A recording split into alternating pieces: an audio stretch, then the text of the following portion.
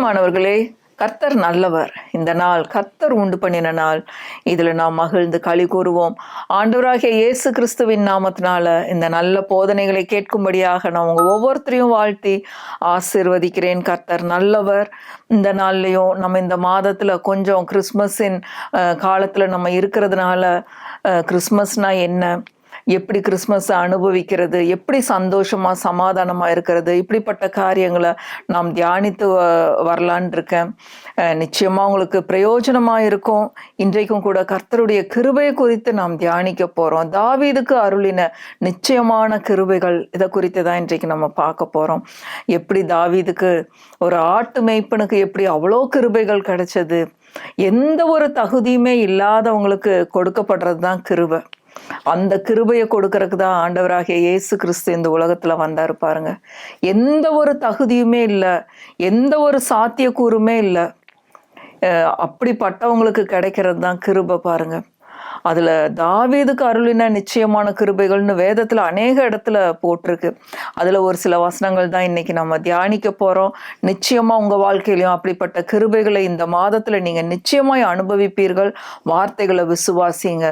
விசுவாசிக்கிறவர்கள் நிச்சயமாய் பெற்றுக்கொள்வார்கள். கர்த்தர் நல்லவர். பிரியமானவர்களே, ஏசாயா 55வது அதிகாரம் 3வது வசனம்.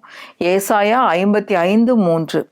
உங்கள் செவியை சாய்த்து என்னிடத்தில் வாருங்கள், கேளுங்கள், அப்பொழுது உங்கள் ஆத்துமா பிழைக்கும். தாவீதுக்கு அருளின நிச்சயமான கிருபைகளை உங்களுக்கு நித்திய உடன்படிக்கையாக ஏற்படுத்துவேன். தாவீதுக்கு என்னெல்லாம் கிருபைகளை கொடுத்தாரோ அதே கிருபைகள் இன்றைக்கு உங்களுக்கும் எனக்கும் வாக்கு பண்ணப்பட்டிருக்கு.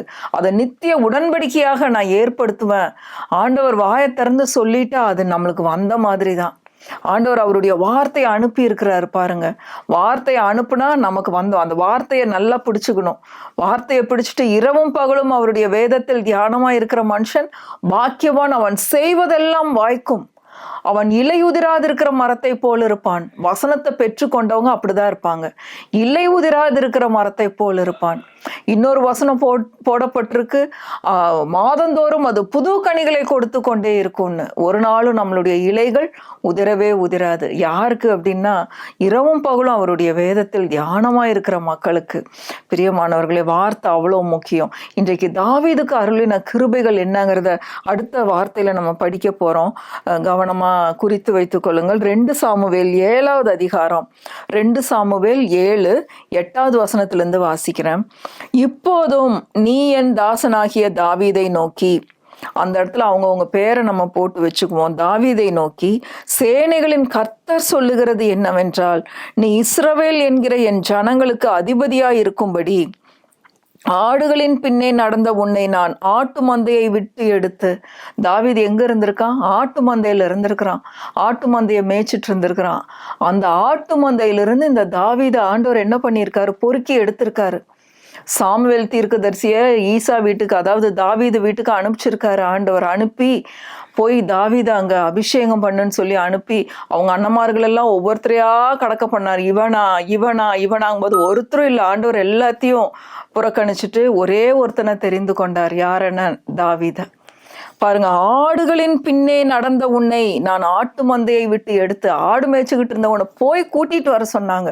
கூட்டிட்டு வந்து அவனை சாமுவேல் தீர்க்கதரிசி அபிஷேகம் பண்ணினார். அந்த நாள் முதற்கொண்டுன்னு வேதத்துல போட்டிருக்கு. அந்நாள் முதற்கொண்டு கர்த்தருடைய ஆவியானவர் இந்த தாவீதின் மேல இறங்கினார் பாருங்க. அதுதாங்க கிருபை. அடுத்தது 9வது வசனம். நீ போன எவ்விடத்திலும் உன்னோடே இருந்து உன் சத்துருக்களை எல்லாம் உனக்கு முன்பாக நிர்மூலமாக்கி பூமியில் இருக்கிற பெரியோர்களின் நாமத்திற்கு ஒத்த பெரிய நாமத்தை உனக்கு உண்டாக்கினேன். இப்போ ஆடு மேய்க்கிறவங்கள நினைச்சுக்கோங்க. இப்போ ஆட்டு மேய்க்கிறவங்கள எவ்வளோ பேர் நம்ம வீடுகளுக்கு முன்னாடி எல்லாம் வந்து ஆடுகளை மேய்க்கிறாங்க, மாடுகளை மேய்க்கிறாங்க. நான் அதெல்லாம் பார்க்கும்போது நினைப்பேன், இப்படி ஒரு நாள் தாவீது ஆடுகளை மேய்ச்சி கொண்டிருந்தான். இப்படி இருந்த தாவீதை தானே ஆண்டவர் பொறுக்கி எடுத்து அவ்வளோ பெரிய ராஜாவா ஆக்குனாரு.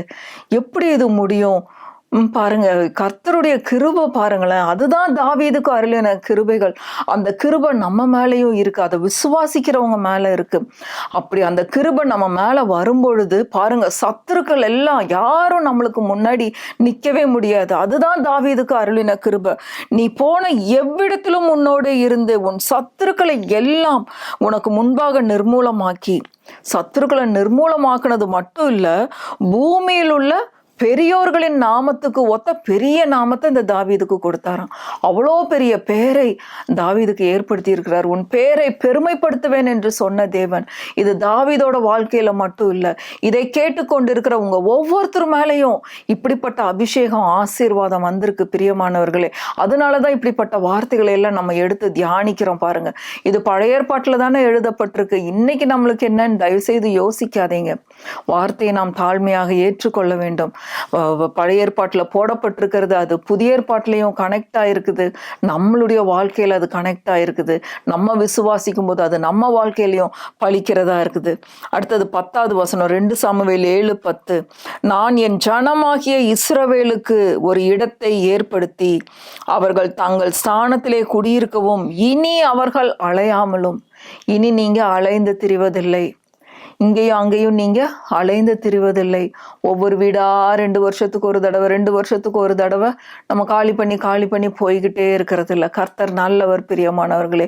ஆண்டவர் நிலையான வீட்டை ஏற்படுத்துவேன்னு சொல்லியிருக்காரு. அதனாலதான் இனி நீங்கள் அலைவதில்லை, இனி அவர்கள் அலையாமலும் முன்போலும் நான் என் ஜனமாகிய இஸ்ரவேலின் மேல் நியாயாதிபதிகளை கட்டளையிட்ட நாள் வரையில் நடந்தது போலும் நியாயக்கேட்டின் மக்களால் இனி சிறுமைப்படாமலும் இருக்கும்படி அவர்களை நாட்டினேன். சிறுமைப்படாமல் இருக்கும்படி நம்மளை நாட்ட போறாரு. 11வது வசனம் பாருங்க, பின்னாடி லைன் வாசிக்கிறேன்.